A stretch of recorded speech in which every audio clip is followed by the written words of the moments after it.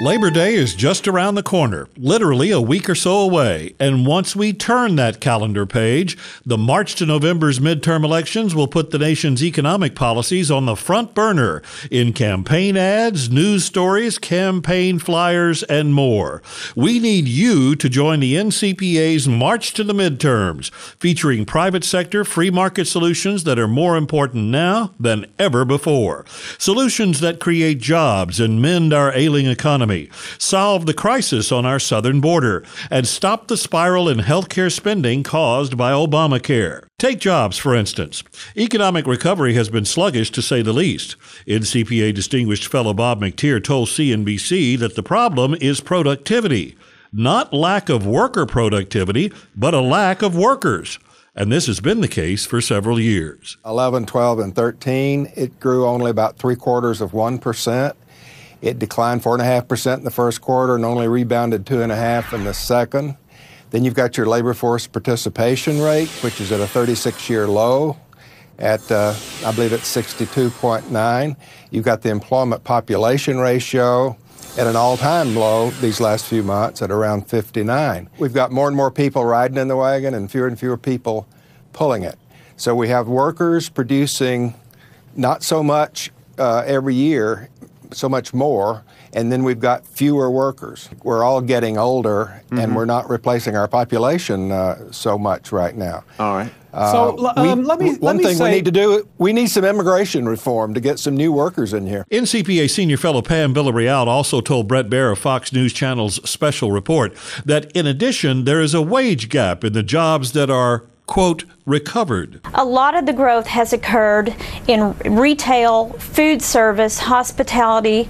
These are sectors that typically pay lower wages. So what does all this mean for the economy during the midterms? McTeer says, contrast today's policies by the Federal Reserve with the Fed's policies when he sat on the Open Market Committee. Back then, if you'd told me that we had 4% GDP growth and zero interest rate policy, I would have not believed you. It's sort of like the boiling frog. You know, we made this transition so gradually we don't quite realize how much has changed. And there's also the rising concern about income inequality. Villarreal told the McQuestion program on PBS, hosted by NCPA President and CEO Dennis McQuestion, that part of the problem is distortion in reporting income, and also in who's reporting it. When you look at the demographics of the people in the bottom 20%, the majority of them are single parents, or they have maybe less than one worker per household on average. When you look at the top 20%, the overwhelming majority have at least 2 or more workers in a household. So we have changing demographics going on. NCPA Legislative Director Brian Williams described it another way in illustrating how hiking the minimum wage often doesn't help anyone, including workers. If we've raised the price of labor for the grocery store, then that forces the grocery store to raise their prices.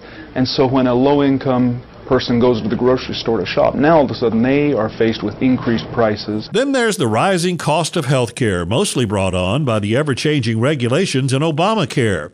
At a recent NCPA Capitol Hill briefing, NCPA senior fellow John R. Graham noted it's like waking up in a different world every day. I get up every morning as a health policy specialist, and I look at this law that was passed over 4 years ago, and I say, is there still something to be said about this law? And every morning, the answer is yes. NCPA senior fellow Tom Saving told Capitol Hill staffers and national media at the same briefing that the problem is that all of Obamacare's giveaways stoke demand for services without increasing the incentives to providers. We want to increase the demand for health care.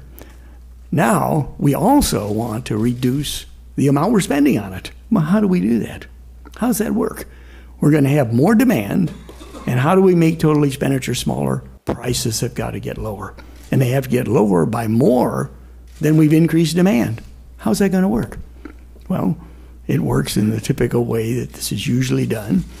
We say we're just going to make sure, we're just going to fix prices as lower. And Graham testified before the House Committee on Oversight and Government Reform that Obamacare has been a disaster for health insurance coverage. Despite the president's assurance that if you like your health plan, you can keep your health plan, Obamacare has caused significant disruption to people's coverage as the health insurance exchanges prepared for their first open enrollment, which began last October. Reinsurance and risk corridors are politically motivated tools that are critical to insurers' ability to profit in the exchanges through the end of 2016. NCPA senior fellow Larry Kotlikoff testified before the House Ways and Means Committee that while Social Security has succeeded in some areas, it also has enormous problems, not the least of which is it's insolvent. It could not be more complex. People are making all kinds of crazy mistakes, and Social Security people, the people in the offices, are providing all kinds of bad advice because the thing is just crazily complex. We need a new system that is not going to go broke. A companion article written by Dr. Kotlikoff, who is also director of the Tax Analysis Center, also appeared in Forbes magazine. So the march to the midterms begins, keeping members of Congress, their staffs, the news media, political insiders, and the general public informed about the NCPA's free market private sector solutions is important work. We must arm voters with the facts about these practical, common-sense solutions before Election Day. So join the NCPA's March to the Midterms now. Visit ncpa.org to sign up and support this vital campaign. Your support now will keep our work in the public debate to help preserve not only our future, but the futures of our children and even our grandchildren. Thanks, and please visit ncpa.org and join the march.